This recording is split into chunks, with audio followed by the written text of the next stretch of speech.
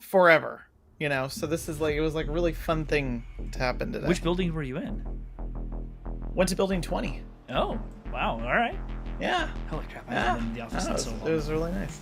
It's wild. It was an otherworldly experience. I felt like I went into those movies where like someone wakes up and everybody's missing? That's what it felt like. Yes. I can't express to you how funny it was because I at one point was running up the stairs to say hi to people because I expected there to be a crowd of people there, and there was no one there. It was it was crazy. Like a ghost town. Yep, like a ghost town. That's too funny. Oh man, we are a little bit late, but that's okay. That's my fault. Let's do it. No, it's my fault. Good. I was jamming, man. I was like, no, sorry. I didn't mean to say it like that. I apologize. I did not mean to say it like that. It's been a long day for you. A long driving day for you, for sure. Oh, no. Worked out. Yeah, how are you feeling, man? I'm better. My cold is still kind of ravaging, so I took plenty of time today to like just get some rest, but got some motivation this afternoon, which was nice. We did a Twitter space. We did a Twitter space on working remote today, which was kind of cool. So we got to talk a lot about that. Cool. And there was some tech involved, but I'm not gonna lie, I got to kind of like get on a soapbox a little bit and talk about like how to, not the tech so much, but how to like just be at home. So things you and I have talked about around like don't work from bed, don't encroach upon important spaces in your own home, things like that. Yep. So it was really cool. It was good to talk about for sure. Oh, right on, man. That's good on you. And yes, this is my I haven't had a scally cap in a long time, and I bought one. I kept getting ads on Instagram for Boston Scally Company because I couldn't find a good hat shop anywhere near where I live, and I'm like, all right, I'm gonna order from these guys, and it fit great. So I don't I don't wear a lot of these, but the scally cap is the style I like, not like the newsy style that's like bunched up with a bill. There's a few styles that have like a bill that's exposed right here too, and I don't do that. I like the one where the fabric comes all the way down to the bottom. But yeah. Hey, I have a question for you. Kind of like this is an odd point of order, but I have a ball cap, and I wear it from time to time when I'm doing my gardening work. I have a cowboy hat, and which I assume cowboys would just call hats.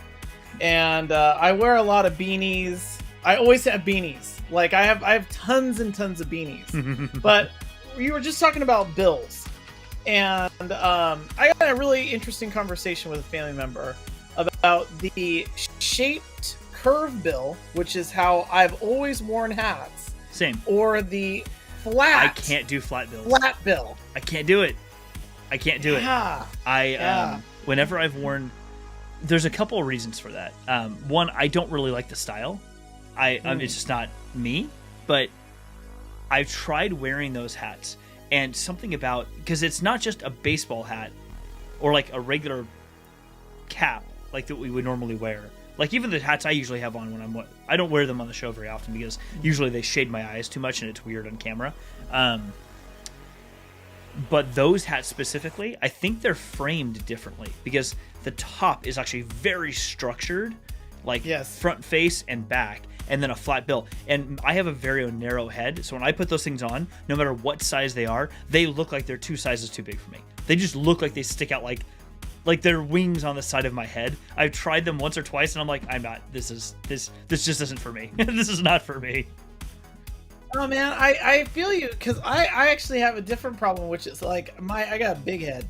By the way, I hope that everyone's enjoying the Kessel hat. And so I went and got like a ton of new bills and new hats, and I still shape the bills because I was like, oh, I gotta do that, man.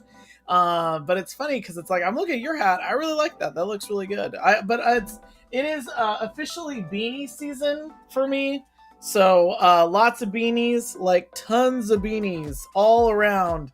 I've got them. I've got so many different kinds of gray beanies. Brandon, what's up, dude? It is good to see you, man. We haven't talked to you in a while. Gotta get you back on the show. I know. That'd be awesome. Feels like it's been forever. All right, let's jump into it. Let's do it. Jumping in.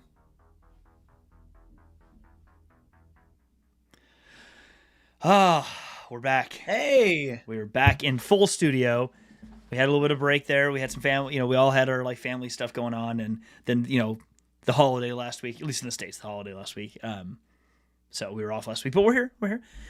Brendan said, "Yeah, it's been a bit. Love to come back, dude. It'd be so good to have you on the show again. It'd be awesome to have you on the show again." We actually had a really good, or I should say, Ryan had an awesome idea recently for an upcoming episode, all about how to like build a relationship with your local comic book shop.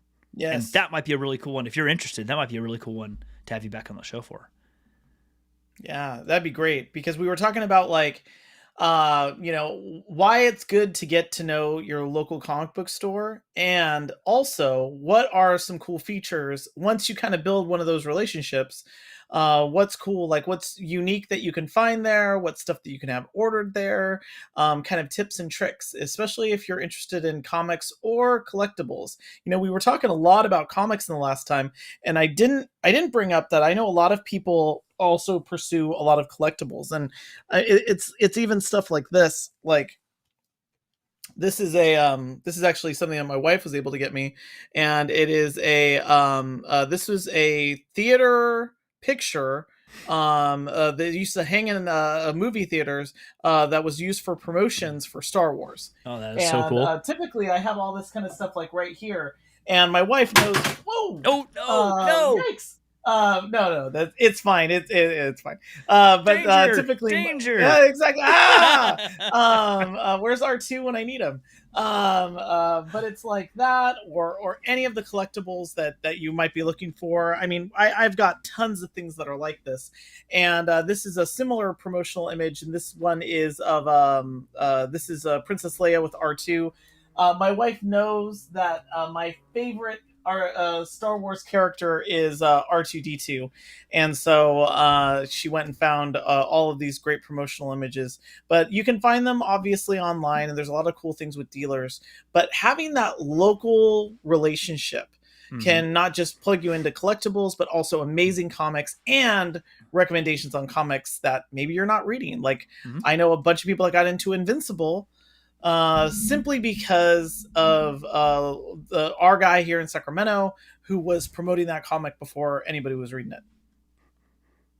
That's so cool. Yeah, I after you, I think when you and I talked about it the last time, I was realizing that when I go down to my local shop, lately what I've been trying to do is ask them, like, I usually wander around a little bit. Unless I'm like in a hurry, I try to wander a little bit and find, is there something else there that I might find interesting, from the cover, just cover art, what have you.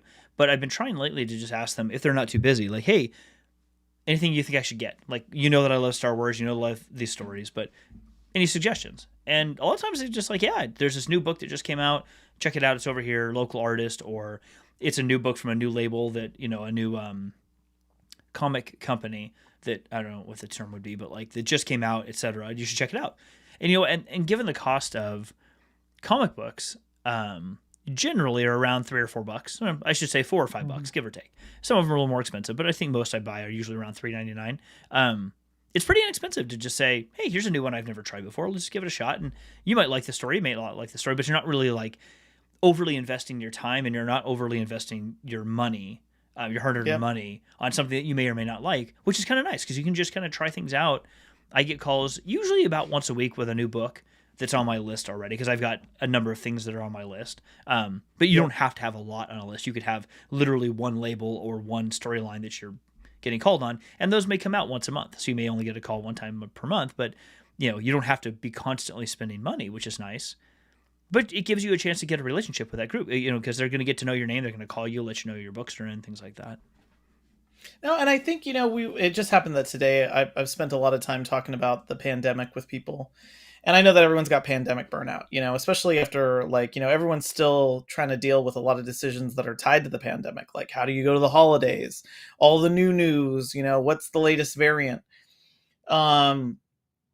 But one of the things that I feel like was directly, something that we all felt was this like impact to our community, and it's even stuff like this podcast that Jeff and I are on right now. We have long talked about doing this live together, actually doing this.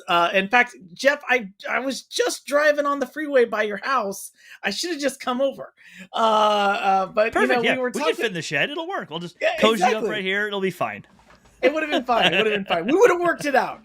Yeah. But my point is that it's so important, especially now, to find ways to build community. And Yeah. I found that you get a lot of great community in your local comic book store. And sometimes if it's not a local comic book store that you're looking for, and typically they'll have names like, you know, Joe's Comics or, you know, whatever comics, City Comics, it will be collectibles. It'll be something that says collectibles on it. And or it's something that maybe specializes more in something like card trading. I haven't I know a lot of people get into the card trading, customizable card decks, things like Magic the Gathering, which is like amazing. You'll find those communities that are there, and you'll end up getting introduced to some amazing titles. I know the last time we were talking, like I'd never picked up a Jodorowsky comic or graphic novel, and it was because I was talking about The Fifth Element with someone who said, "Oh, if you really like The Fifth Element, you should read you should actually read The Inkle, which is a Jodorowsky comic or a graphic novel, and you'll really like it." And these were the same people that also gave me a heads up when I wanted to go see what is it, Valerian and the City of a Thousand Planets, which by the way was Love visually that movie. stunning, but like Yes. was very different from Valerian and Laureline. But I've come to be able to appreciate both, and it's because of my local comic book Yeah. store. I totally agree. I've never been a big Marvel comics fan. Like I love the stories. Mm. Like when I see them in TV shows or movies or what references, but nothing ever. Those classic characters never drew me to like, ooh, I'm gonna go buy those comics. It just Yep. when I was in high school, we've talked about this before, but I don't know if I've said it on the show. When I was in high school, I don't know if they had just started. I think they Hmm. had, but Image Comics became a name that was everywhere, and so I Oh started. man, Wildcats, Oh, dude, Wildcats. Yeah. Pit was another Hmm. one. Yeah, so my buddy and I would go, and I have actually it's in my comic box down right here. I was pulling them out, probably like 5 or 6 inches of just these early Image Comics of like Wildcats and Pit and something Patriot, Super Patriot or something like that. I forget what the name of it. Yep. But yeah, I loved those, and they were just different. They were. I never liked DC because I was just never a big fan of like. I don't want to beat up on any one comic, but it never struck my interest. But what's to your point, Yeah. recently, what's been interesting, speaking of Marvel, is someone recommended because it was up on the counter. They said, "You actually, if you like the stuff you've been reading, you like the MCU, you might like this new take on other characters." So I started getting into the Eternals, but this line, I don't. Is it? It says Ralph Macchio. I can't believe it's the one person I'm thinking of, but I I will. I'm hoping that it is. I would really be am. that'd be amazing if it was. But the artwork is beautiful. There's a couple different number ones. There's that one's Eternals Forever. There's Eternals. This one is Thanos Rises. This one is Celestia. It's really cool. The artwork is beautiful, and the story is awesome because in it there's a lot of break in the storytelling of like character does this, character does this, character does this, and in this I never knew anything about the Eternals until I've only seen about half the movie, which is a different story altogether. And the books I've read, this is all I know about the Eternals as characters, and so in these books they spend a lot of time where they interact with or another character in the story is the planet Earth or the Great Machine that they all kind of like protect, and so there are multiple pages where like it's kind of going a little cuckoo bananas and it's narrating part of the story, but then it cuts over to like, well, let me explain to you how this Eternals problem became, and you get 2 pages printed with like small text telling you the backstory of all these individual Eternals and how they conflict politically with each other in this long tree, like a family tree of political strife, to understand why everybody is frustrated with each other before it goes to the next page of actually advancing the story. And it's hard to read sometimes, but it's so interesting because whoever wrote that clearly spent a lot of time to sit down and like come up with like in these 50 different Eternals, most of which are not in these books, they're just have existed, to come up with all these backstories of political infighting that they've had. I'm like, wow, like okay, this is not what I was expecting it to be, but this is totally rad. Um yeah, Brendan said the same thing. He's like, the new Eternal series is pretty cool, and yeah, I agree, Brendan. The artwork on these is just beautiful. It's a Yeah. lot like matte painting, so it's a lot less. It feels a lot less like general comic sketching and more like um not watercolor, but like a matte painting you'd see in the background of a computer, a PC game or something, Mm. where the background's like really neatly painted and not just hard lined sketches. It's really beautiful. They did a great job with it. That's awesome. Yeah, I've got to say too, like there's a lot of really cool things that you can get introduced to, and I also think that comics have such a low barrier of entry. Oh wow, Yes, I'm seeing that comment what there, he just that said, Ralph McQuarrie vibe. That's awesome. 100% does. Uh, 100% oh, does. that's awesome. I like the fact that there's a lot of different takes on things, but there's also a lot of stuff where it's like I love going back to certain throwbacks. Like you, it's funny. I was a DC Comics reader. That was my very first introduction to comics, Hmm. and a lot of comics that I read for a while. Like I read Flash for a while, and I read a lot of Green Lantern because I just thought that I thought the Green Lantern was such a really interesting concept. And then read a lot of the series that was published before I was born, around like Green Lantern and Green Arrow, and then I got super into Green Arrow for a while. And I have a collection. I have in my closet over here to my left the Death and Rebirth of Superman, and the Reign of the Superman. I have that I comic have book that too. series because, I have oh the gosh, I mean, unbagged, I have the bagged one someplace, and I have an unbagged because I needed to read it. I couldn't let myself not read it, so oh I bought two yeah, copies. yeah. Did your copy have the armband in it that you could wear? It was a black Oh armband no, with no, the Superman. Oh yeah, yeah, it no! was really cool. Yeah, yeah, really, really cool. And so like I really, and then I kind of fell out of it. And then somewhere in the 90s, could be dating myself for people that were like, I was not born in the 90s. I got really into X-Men. And I think that there's a time in your teenage years where the right X-Men story will just connect with you. Hmm. And I started reading the X-Men comic books, started getting into the X-Men animated series, and then that was my like key and entry into Marvel. And again, it was a friend of mine that I have in my comics community that told me about Battle of the Atom. And I've talked to you about this, Jeff, Hmm. and this is my favorite. I don't like a lot of crossover series. I think often they're just done. Sometimes they're amazing. Sometimes it is, oh my gosh, great. And then sometimes it's like, oof, that was a misstep. I don't really like this. But Battle of the Atom is which is the X-Men series that came out, and I apologize if someone's going to correct me and say that I got the title of that wrong, but I believe it's Battle of the Atom, where they bring the X-Men from the 1960s into present day X-Men, which of course the present day X-Men are, it's all crazy in present day continuity. And this was a couple of years ago, by the way, that this comic book series came out, like 2015, 2016. And it is great. It is a fun, it is just a fun, light, it's like everything I love about comics. There's great characterization, there's choices that these characters have to make, but it's also like really fun. There's a lot of really Hmm. great artwork. There's artwork that reminds me at times of I could be blanking on this, and again, like it's been, as Jeff and I were talking about this pre-show, it's been a long day. Jim Lee, who I of course think was also involved in the start of Image Comics, but it's so much fun. I love when you have a comic book series that also, when it does a big crossover, it's not resetting continuity, but creating an addition to the continuity. Like I know that Avengers versus X-Men was kind of like a weird reset of continuity. But yeah, like and again, all because uh, your local comic book people can tell you, oh hey, this is something to go and check out.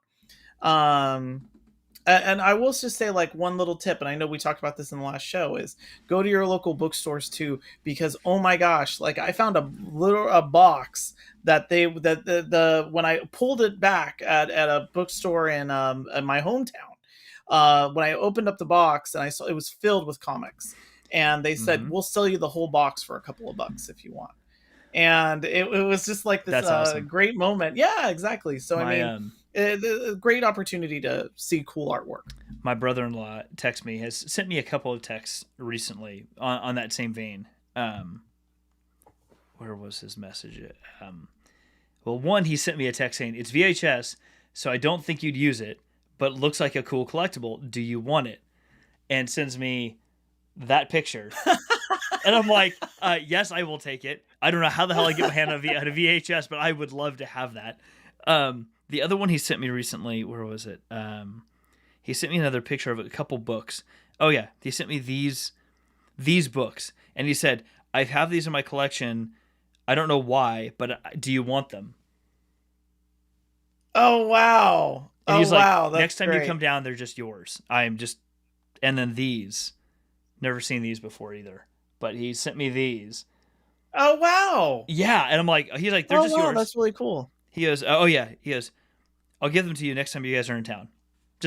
He just had them, and I'm like, and I think recently he's even said that like he'll go to this to their local bookstore with my niece, and she'll pick up books, and he'll see these, and they're like the same thing you said. They're like, it's not that they don't know what they have, but that's not the audience that they have, so they just happen to come across them, and they're like, if you want them, they want to clear it out. Yeah, and so he's like, yeah, they're just yours, Jeff. I'm like, oh my god, oh my god. I don't know if Rich is on, but I'll just say that there was a whole big box of Star Trek technical manuals as well too, and I took all of them because you can never have enough Star Trek technical manuals. Well, yeah, don't Star Trek like technical manuals like retcon themselves as they're written because they just pick up new words they're going to use. No, kidding. I'm totally kidding. No, seriously, no, that is the truth. I can go deep on the problems that I have with the Discovery with the continuity issues caused by Star Trek Discovery. So don't get me started. Spore Drive, but yeah, I know, it's cool. Don't get me wrong, it's cool, but yeah, I was gonna show you before we get use this as a good segue into tonight's topic. The topic in the High Republic series or High Republic era, they've got a whole bunch of new books and stories. This is one of them they've been running. This is issue 2 of the Trail of Shadows. And what's cool about this one? The artwork is different too because if you look at like the Monster of Temple Peak, which is this recent series, it's kind of hard to see with the glare. The artistry is very similar to what you'd expect. Bright, kind of hypercolor, crisp lines. Things are a little spooky. But this one is almost got this like faded sort of painted style to it, which is kind of interesting. And what's cool about both of these is, and what they've been doing in these is, they are not just, they're not doing these as in like a, here's another story we're just going to kick off randomly. What they're doing is a big thing happens in one of the books. Where's the book? Yeah, right here. In this, I think it's this book, Out of the Shadows. Maybe it's not this book. Was it Out of the Shadows? I don't know. One of the recent books. It may have been Out of the Shadows, if not Into the Dark. The book ends. You and I talked. I mentioned this briefly. I don't want to give spoilers. Brandon knows what I'm talking about. The book ends in a way that you're like, I get that the story had to end there, but wow, wow, how did Kevin Scott just end it that way? Well, this comic. Oh, thank you. Thanks, Brandon. The Rising Storm. There it is. The Rising Storm. This series, Trail of Shadows, they picked up, is that event has happened some time ago, several months ago in the story, maybe longer. And this particular Jedi right here is basically a Jedi who is known for his skills in investigative work. And so they put him on the case. One of the main Jedi, not Elzar Man, what's his name? I'm blanking on his name now. He's on the Jedi Council. They ask him to go investigate this and figure out what is this thing that was used at the end of this book. And so it's basically their way of taking individual stories that happened in the big print publications, the novels, and put them into a comic to run that story thread out before it's maybe picked up someplace else. So they're not limiting themselves in character development and storytelling to just what was introduced in one book and now you gotta wait till the next book to find out what happened to them, or another book to find out what happened. It's like, no, we can grab one of those story threads and tug it here and let that run while it may be 8-9 months before the next actual thick book comes out. We can develop those stories out of these characters who are going to jump into other books in some way. We can just do them here.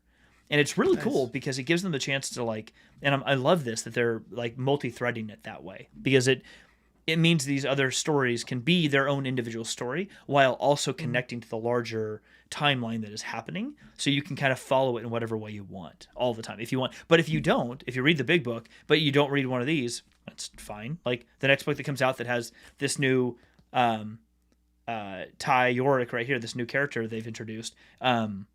She shows up in a book and like, cool. If you didn't read the comics, it's fine. If you don't know who she is, she shows up and they give her enough of a backstory and it's great. But if you do read it, like there's just more added on to that, which is kind of cool. I'll tell you right now, the artwork that's on those comics is I'm always a sucker. Yeah, I'm always a sucker for like artwork is what will pull me into a comic. Like there are so many times where I will see something and I'll be like, yeah. Like I'll see something and I'll be like, oh, I want to buy that because I like the look of it. All the new High Republic artwork has been just spot on, and each book series has been different. So like High Republic Adventures has its own distinct style of art, which is kind of a classic, almost like Marvel big group sort of style. But then each one, High Republic Adventures, this is a sub book called The Monster of Temple Peak. It's like a 4-book run. Then that the artwork that's there, and I'm barely able to see it. See, I haven't seen that.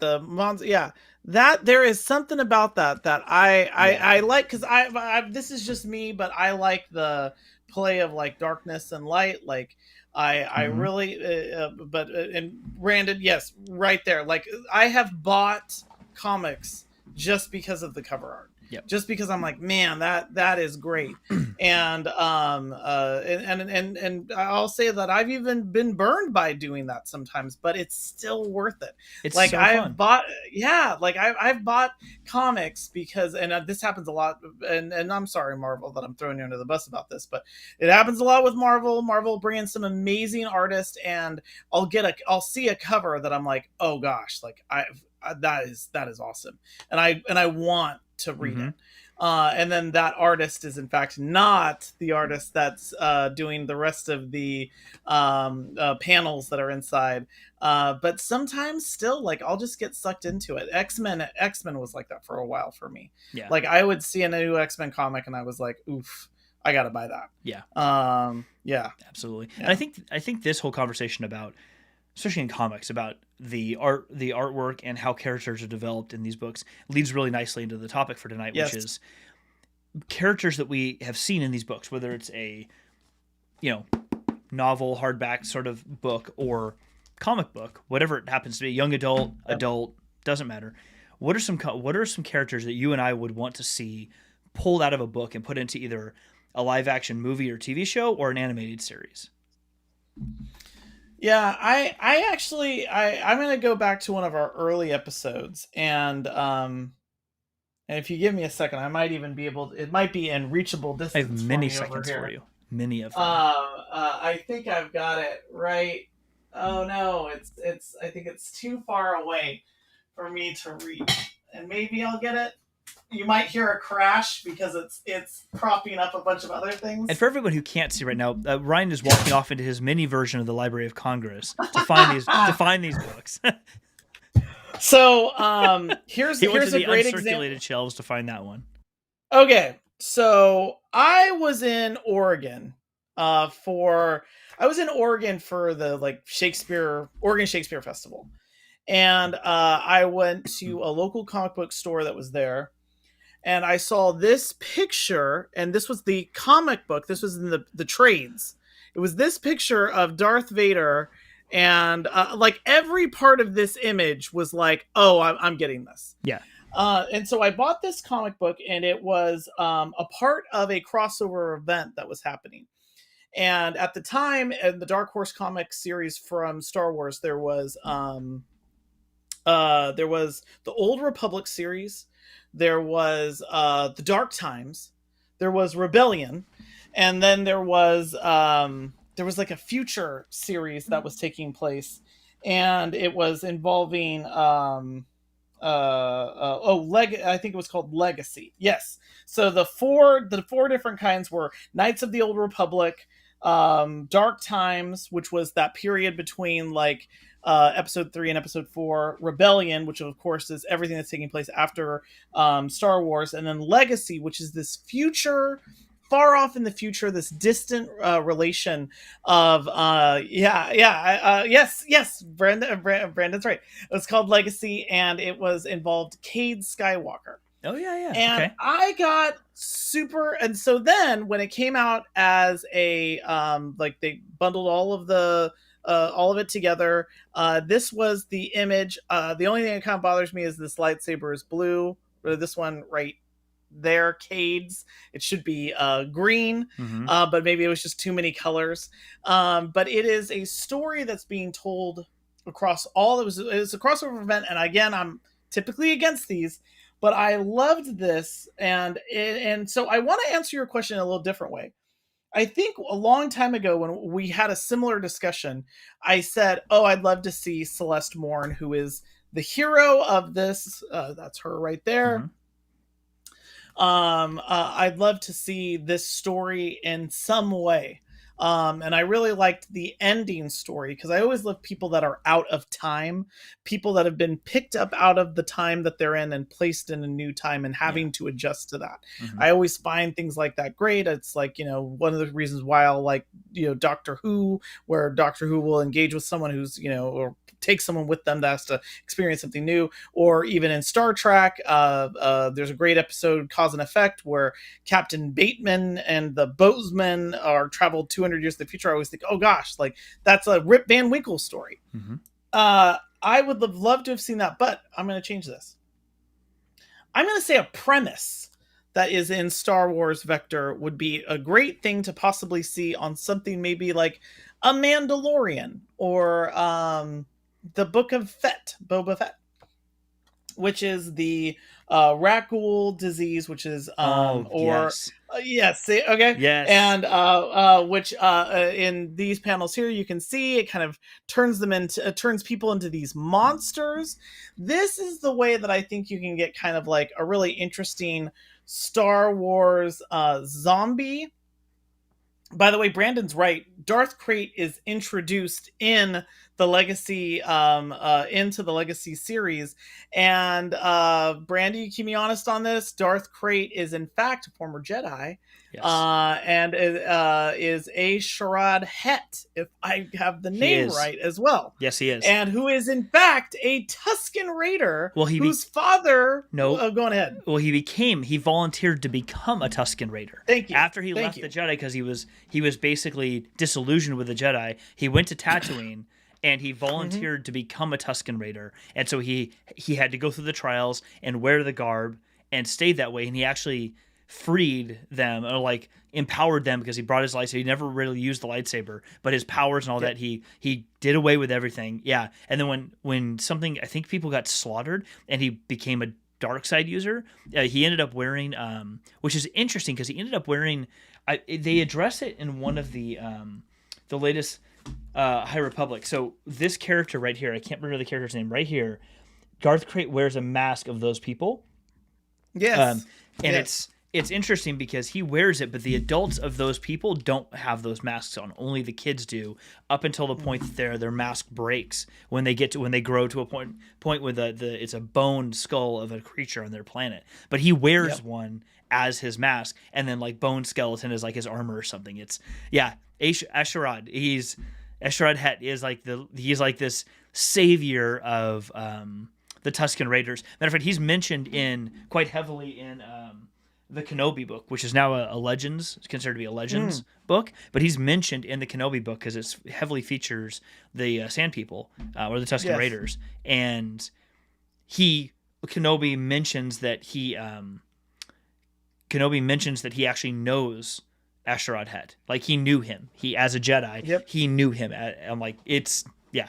Anyway, Well, sorry. and if I'm right, like trained by I could be wrong about that. Again, I'm like it's been a long day. The Dark Woman, if I'm correct, who is his master and trains him. She has this. By the way, all of her artwork that comes out of that time. There's a really great series where Vader has to go and hunt down all of the remaining Jedi in the Dark Times, Mm-hmm. and in the Dark Time comic book series. And this is also we've talked about the Vader series. The Vader series is great, but this is something that came out like back in the early 2000s. Yeah. And so he it even has like all this like Aura Singh stuff. Oh, yeah, There's all the okay, wow. That's a name I haven't tidbits. heard forever. Oh, I'm telling you, man! Like, go check out early 2000s Dark Times comic book series, Okay. and so Vader has to go and like kill all of these remaining Jedi, and the Dark Woman is one of them. And the Dark Woman obviously has this connection to who would become Darth Krayt, and so I agree with Brandon. I'd love to see Darth Krayt. I could go on and on and on about this, but if anybody was looking for things to kind of pull things out of a series, to take it out of Legends and bring it back into canon, I feel like there's a lot of really cool things here. From Carnus Muir and the talisman, the Sith talisman, to the Rakghoul disease, which ravages the universe and even affects the Mandalorians themselves. To so many other things. But I would love to see Celeste Morn, the lost ships that are the Imperial fleet that's lost to the Rakghouls, that is ultimately held by Celeste for hundreds and hundreds and hundreds of years because she can't die, because she's got the Muir talisman around her neck, which keeps her alive until she ultimately meets a descendant down the road of Luke Skywalker, who is Cade Skywalker. Maybe that's now could be a descendant of Rey Skywalker. I think there is gold in this Vector series, and you could take either premises or characters like Krayt and bring them out, and I think you'd get some great storylines. I think that'd be cool. Yeah, actually, Brendan just dropped in kind of a horror adaptation of the Rakghoul disease. That would be, it would almost be like a Star Wars version of like zombies. What am I thinking of? Resident Evil, with less campy.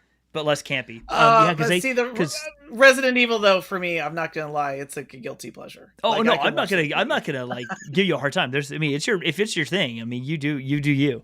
It makes me think a lot of because you can pull the Rakghoul stuff out of Knights of the Old Republic, which I started playing again on my Nintendo Switch, which is fun. Yep. And then you can also they also feature the Rakghouls in Star Wars: The Old Republic, which was the MMO. And it's in that game as well, which I played for a while. So I went kind of on my pick. I have two picks really, but I'm gonna go with the one that's not as obvious because I wanted to do something just a little bit different.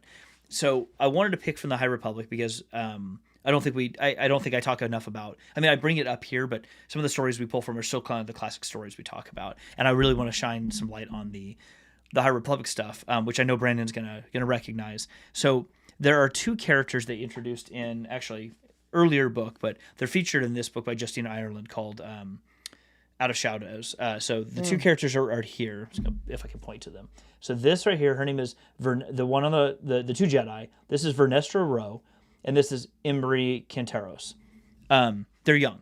So Vernestra is probably in her early 20s, and Emery is probably like 16, 17, somewhere in that range. They're not that far apart in age from each other.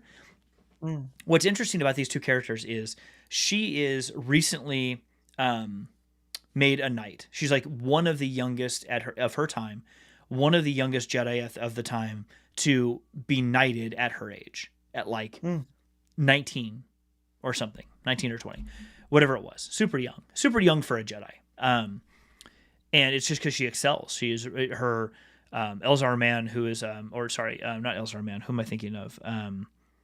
Stellan Gios. Stellan Gios is her master, and he's now on the Jedi Council in this story, and he is kind of like the poster boy, sort of, so to speak, for Jedi. Like when you see him, how he behaves, how he acts, all that. He's sort of seen as like a poster boy, and she's great. She's a great duelist. She's fantastic in her skills, all these sorts of things. And then the very first main thing that happens, the big event that happens, something I love about their character arc is that Emery loses his master. His master dies as one of the, sorry for the spoiler, one of the early events. I won't tell you really how or when. And so she volunteers to basically be his new master and guide him. And it's good for the two of them because she needs, her master agrees that she needs to not become, she was almost afraid of becoming like this other Jedi who was relatively young. He's older than her, but was young when he was knighted, and kind of went off on, as some of them saw, adventures. And now he admits to her that I shouldn't have done that. Like, I'm going to take a year off. There's this sabbatical like thing that Jedi can take that is mentioned in this. He's going to go take this and like let the Force guide him wherever he needs to go. He's not going to take orders from the council, whatever. They blessed it. And he gets to kind of like get in a ship and connect himself with the Force and let the Force just take him wherever he's going to go until the Force decides that it's time for him to go back and become a Jedi, if that ever happens. He's still a Jedi, but he won't be going on missions and things for the council. He will just let the waves of the Force, cosmic Force, take him wherever he's going to go, because he's like, I shouldn't have taken all those adventures. They were too selfish. And so she's trying to like learn from someone else's lessons and teach this person, but they're both young. And I find it interesting because we see these sorts of character development stories happen in a lot of young adult TV shows, often in sort of a comedic or campy sort of way, trying to make almost like trying too hard, trying to make kids feel like, oh, it's not too big of a deal. You know, Johnny, little Susie and Johnny, it's okay. You can watch this. And it's like, kids are smarter than that. Kids are more mature than that, more mature than we adults have given them credit for a long time, especially in content like TV shows and movies that are put out. And I would love to see a young adult focused show. It could be an animated series, but because we've seen animated series, especially in Star Wars, done in a very mature way that isn't just seen. You watch it, it's not just a cartoon. It just happens to be an animated show, but it could be done live action or animated, where you watch the two of them go through, and there's a little comedic investment there because it needs to be some levity, but you could tackle a lot of really interesting topics of these two young adults who are always going to be platonic, but are wrestling individually with being their own age, yet one being mastered, but being taught, apprenticed to another. And while they're both young and trying to learn their place, because can you imagine being the main teacher of a trade? Like, you are now officially a master plumber at 20 years old. Oh, and now I'm apprenticing somebody to you who's 16 years old, and you got to teach them your whole trade. It's like, you just got this, and now you have to be the master teacher or master carpenter to an apprentice at such a young age without having years of experience to fall back on. That's got to be tough for anybody. Like, it's tough enough for you and I or anybody in our position at middle-aged, but when you've had a chunk of experience in your career. But imagine being somebody who doesn't. Yet everyone says, but you've got the skills. Yeah, but they don't have the experience. You gain the experience. You gain the experience by having experiences. That doesn't just show up because you're there forever. Like, you have to have experiences. That's where that comes from. I think that's misunderstood by a lot of people out there. Experience doesn't mean time. It's not a direct relation to time. It's just a relation to the experiences you've had that you can fall on. And so I think a character development show with two characters like this could be really interesting, because it would be fun to watch, but it would also be really interesting for young adults to watch, to really connect with things that they're going through in their own life, because it could relate so well to them, like so well to the struggles they're dealing with on a regular basis without being too on the nose. Like, it doesn't have to point to, hey, here's the moral of your story every week. We're not doing a more your know ad at the end of every episode, but I don't know. I thought it would be really interesting to see a show based off of two characters like that. And I know Brandon put out there, Vernon Emery also, Reese Silas. Yeah, Reese is another Padawan who is really interesting in this too. Kind of got his own thing going on too. There's a lot of them like this, but I really thought the combination of Vern and Emery together as a master and apprentice in this series at the young age could really, I don't know, could make for a really interesting young adult show. Yeah, it's funny. And by the by, like, congratulations to everyone that's creating Star Wars character names because those are great.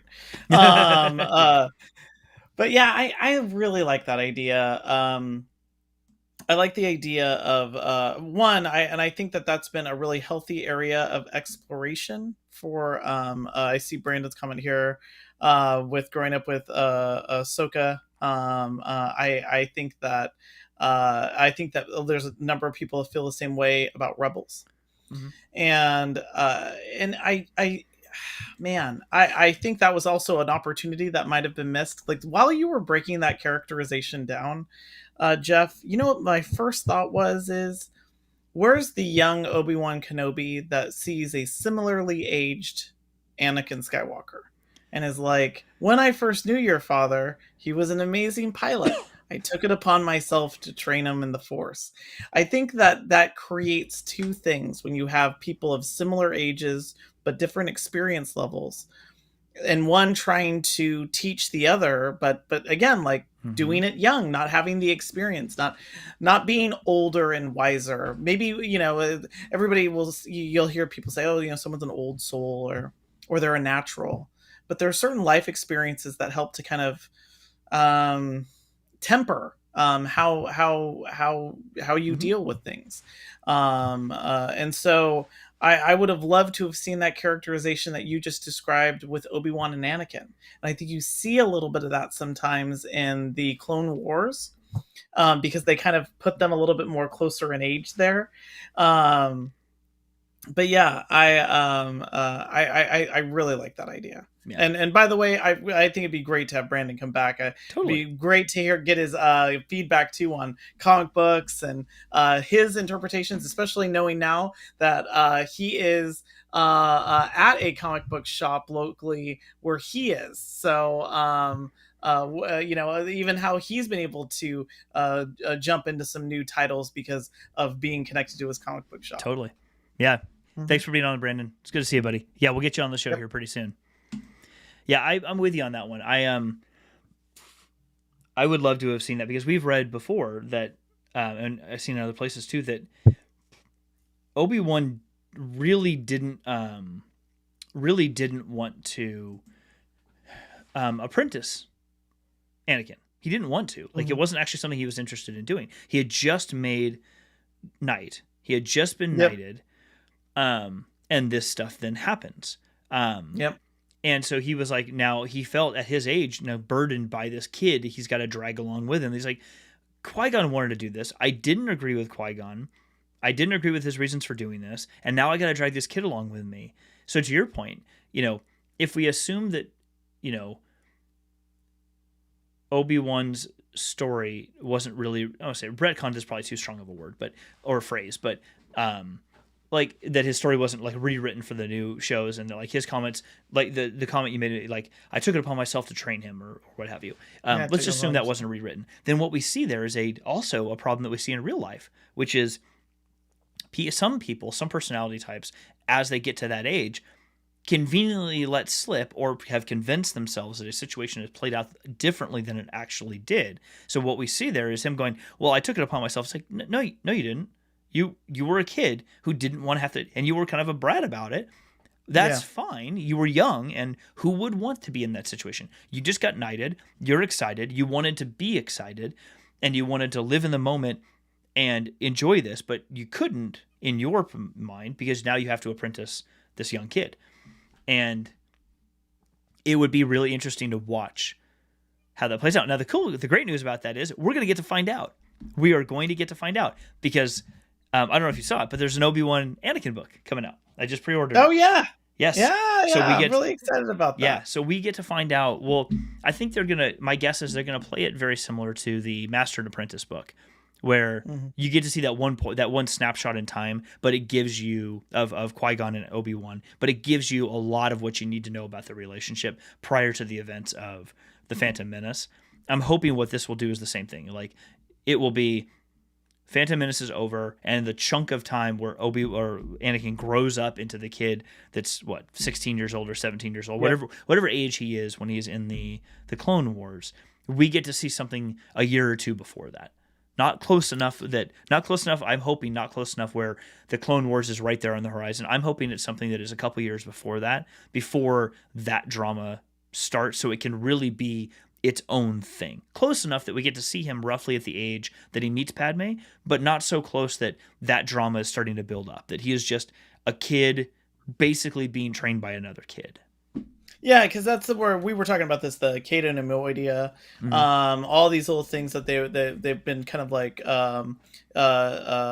know, the little bits of lore that they've been adding in with the movies. There is a really great comic book series that was limited. It was called Obi-Wan and Anakin, and I don't know if that is now in Legends. It might be, but it is a really great series that kind of shows them the way that I think this was the misstep. The Obi-Wan and Anakin are supposed to be like thick as thieves, and they're best friends. But whenever you see them, they're always seemingly arguing, and not in a way where it's like playful or joshing. And it's like the only time you get that is in episode 2, is in they're on the elevator going up together. Oh yeah, and then I almost feel like they kind of had to go back and add that in, because then they're like immediately like they're going to be jerks to one another. And then they're just like, oh, you know, you got to learn your place and you got to calm down and wait, he's going to go on a mission by himself. That doesn't make any sense. And I think you need some time. You need to show what they have, so that way you really understand what they lose. yeah. It's kind of like how when the Wizard of Oz, it's black and white, and then it turns color when she goes to Oz. So you realize, oh my gosh, Dorothy has this like dirt farming aunt and uncle, and I can't. Oh my gosh, Oz is so amazing, and then you realize like the difference between those two worlds, and you also realize that things that have not all things that shine are special. That really there is no place like home. And that's kind of what needed to happen with Anakin and Obi-Wan, and why I like the characterization that you're talking about here. Because I feel like you could really get some great things out of showing the relationship between a young a knight and their also young Padawan, and having someone who is a teenager essentially teaching another teenager. Now, obviously, Anakin and Obi-Wan are like, you know, there's like a 10-15 year difference between them. Obi-Wan's more like 25 and Anakin's 10 years old, but still I would have loved to have seen them more closely in age, like a young adult Anakin and a slightly just into adulthood Obi-Wan. Yeah. And that also allows for things to happen like emotions can overwhelm your better judgment. Maybe Obi-Wan's seeing Anakin do some things, but is like, he's my best friend and Anakin's my ride or die, and I'm not going to abandon him. And that also would help to explain lines like when Vader says, Obi-Wan once thought as you did, which I've always thought was a really great line. Yeah. That Obi-Wan once wanted to save Anakin, but apparently couldn't. So yeah. Yeah, that would be. I would really love to watch that dynamic play out, because there's, to your point, there is, and we've talked about this before. Actually, I did a TikTok stitch earlier today about this. I dropped. Somebody asked on a TikTok video. It said, "What's that one opinion you have about Star Wars that the fandom would just absolutely hate?" I'm like, I'm gonna do it. I'm like, Yoda was not a good teacher. Yoda was not a good teacher. And I dropped it, and I'm like, we'll see what happens. I'm like, Yoda was not, and I did my whole thing. But one of the things that came back to for me was that, and this is what you and I talked about in a couple episodes ago, was how so many of the Jedi, this was as part of our the Fall of the Jedi Order episode. Yep. So many of the Jedi, in our opinion, was like they had not learned well a good center point in their spirituality to fall back on. Like a keystone for them that was the place that they could fall to no matter what was going on. Not fall to is probably not the right word, but like step back to, like a place of like solitude to go, you know what, hold on. My core beliefs as a Jedi, and this could play out for any any faithful belief system that exists, Yep. regardless of whether especially if you go to church or if you go follow the dogma, and I don't mean dogma in a negative context, but like the rules and structure of any organized grouping, you still need to have a place of your own spirituality that you can step back to at any time and Yep. go, well, hold on, I need to put all this stuff aside because it's all kind of confusing me and I'm getting mixed messages. My beliefs are X, Y, and Z, and I fall onto those. That's my core. I can, now that I've come back to that, now I can step out again and say, okay, how do I want to take on the rest of these things? And I think, like religious beliefs and faithful beliefs probably need to be bound in that way. I'm not a faithful person, but I can imagine that it needs to work in something like that for you to have a place that you can go back to of your own. Then you Hmm. can move back out, that no one else controls, it's yours. Then you step back out. And I think with the Jedi it's the same thing. And I think that's something that was missed, that is you could shine a light on between Obi-Wan and Anakin, because exactly what you said, if that person's your ride or die, that you're gonna, like, I'm gonna be through them with thick and thin. The problem with that is, and this comes to the Jedi's teaching of attachment, is they've never said you can't have relationships or love or friendships. Like, of course you can, so long as you also recognize that those things have a time and place, and sometimes they just falter because a person dies or an event happens or you two just need to separate, and that is okay. That is part of the cosmic force, and those relationships need to play out in the way that they do. So don't let yourself be so attached that you can't let go of the thing, because then you're going to make decisions that will have repercussions you don't want to have, but you can't foresee because you're too wrapped up in the emotion of, but I don't want to lose this thing. It's like, and so then you make irrational decisions as a result of that. And I think that whole thing would have been interesting to watch between, it still would be really interesting to watch between Obi-Wan and Anakin. And it's one of the reasons why I will hold to that I don't think Yoda's a great teacher, because neither of them, all younglings were taught by Yoda. For the hundreds of years, all younglings were taught by Yoda, and even some were apprenticed to Yoda over the years. Yet so many Jedi are so bad, as we've seen, at doing that, at being able to say, I can just let this go. I'm not being callous about it, but I can recognize that some relationships need to just go, and that's okay.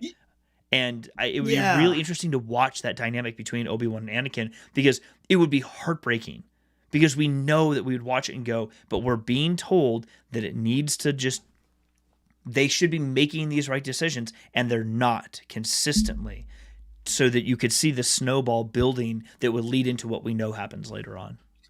Yeah, I think and by the way, I there we got to do our hot takes episode, because I 100% can support my Obi-Wan is a villain in the story of not necessarily the prequel trilogy, but definitely the original trilogy. Mm-hmm. Obi-Wan is 100% gaslighting Luke and manipulating Luke, and it's like, hey man, you got to go kill your father because that's what we all want you to do. And I'm only gonna farm out little bits of the truth to you only as you need it, and only when you find out things that I can't keep lying about. The Emperor has already won. You are our only hope. Well, Yoda guess spoke of what? another. Oh, guess Oh, we're over whoa, now. crap! You know about that? Yeah. Well, guess what? You got a sister. But there's a line in another book series that I think is actually dealing with the thing that you're talking about really well, and it is in Game of Thrones, George R. R. Martin, and however you feel about the HBO series and how it ended terribly, the first couple of seasons really used the source material well.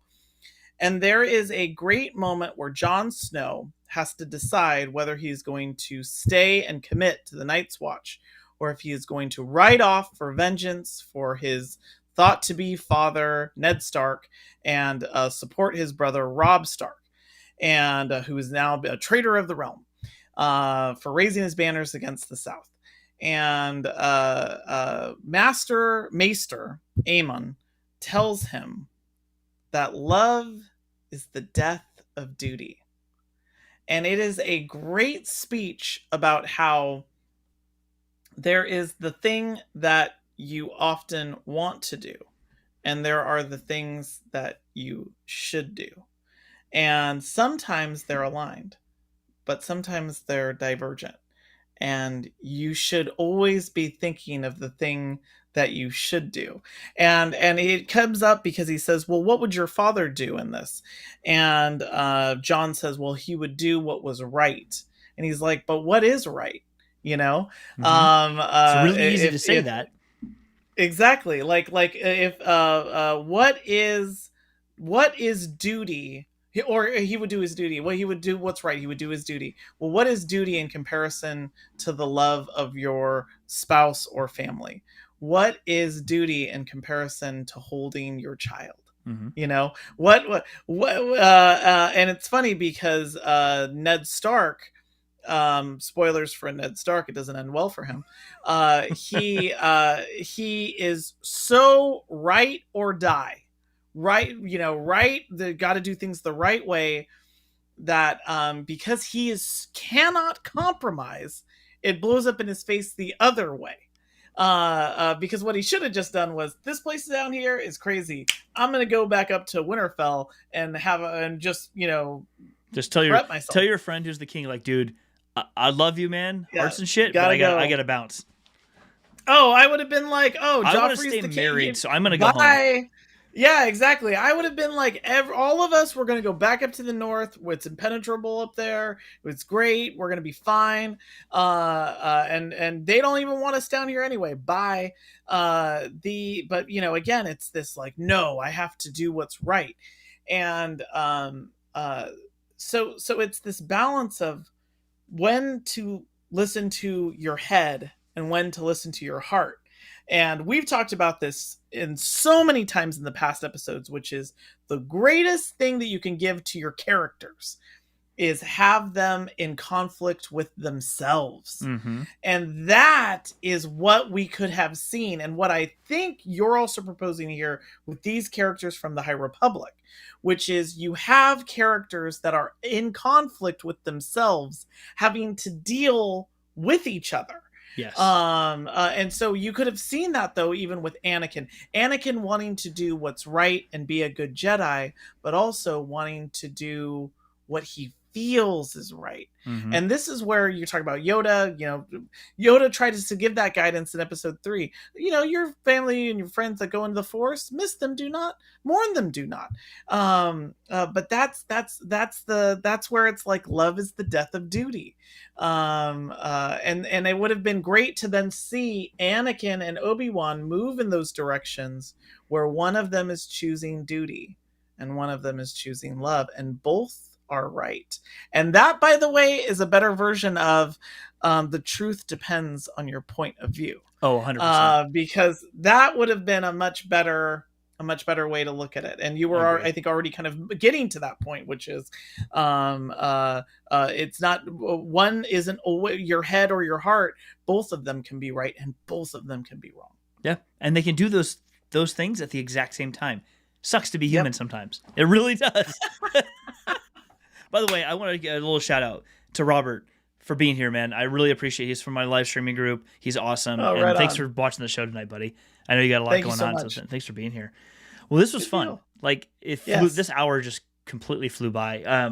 I had another one that I wanted to do too, but that would take a whole lot. I'll drop it, but it would take a whole other thing. It was basically Darth Revan, which I know everyone talks about. It has forever, but specifically, what I was thinking is not just the life of Darth Revan, but I specifically would love to see his and Malak's, or whatever their Jedi names were, going to fight in the Mandalorian Wars, and then being captured by the Sith Emperor, falling to the dark side, and then somehow showing Revan's coming back, because to me that would almost be a more interesting sort of revolving door than what we've seen with like Kylo Ren as an example, where he comes back and look, I'm good again. Like this would almost be better because there is more reason for Revan to want to leave the Jedi than there ever was for Kylo to become a Jedi and then leave the Jedi. Kylo was kind of born into it. His parents were there, whatever. Revan became a Jedi just like everybody else. and then got disillusioned for a set of reasons after a life, basically his entire life spent as a Jedi. This is all he knows, just like every other Jedi that came before him at that time. And then leaving, not to become a bad guy. He didn't leave to become a dark Jedi. That's not why he left. He left to be like, look, I know what's, you were just talking about. I know what's right. I know what my duty is, but I also know what's right. And what's right is to help out the Mandalorians. I need to, or not help them out, to go fight them. Like that, this is a thing that I need to go do. You're not helping us. This needs to happen. Malik and I are going to go do this. And what happens, unfortunately, is unintended consequences of choices. They end up in the hands of the Sith Emperor, and he ends up corrupting them and turning them into Sith after that. Well, we don't know the exact details, but I think that would be really interesting because Revan it becomes redeemed as the results of KOTOR, that game. Defeats Malik in the end. Sorry, spoilers if you haven't seen a 25-year-old game at this point. You know the ending of that story. I'm sorry, I don't know what to tell you. But I think that, to me, that would be a really interesting one to watch. Not that it's not been played out already, but I don't know. It'd be fun. I would love 100%. To see. Yeah, I would love to see the. Hey, here's how that fall from grace, come back to grace sort of story could really play out in a much more rich and interesting way than we've seen with some of our other characters so far. I would also buy that story more. I feel like Kylo Ren turns good because the script tells him to turn good. Yeah, with like Revan, I think you used this phrase before, this term before, but Kylo, he didn't earn his redemption in the story. He didn't earn anything, whereas Revan does. Revan actually, he's captured, he's given amnesia.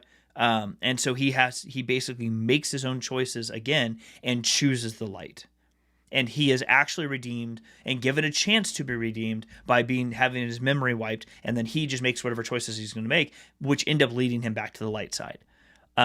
That's more interesting to me because it really is earned. He literally has to earn it again. And he does through his own actions and his own decisions.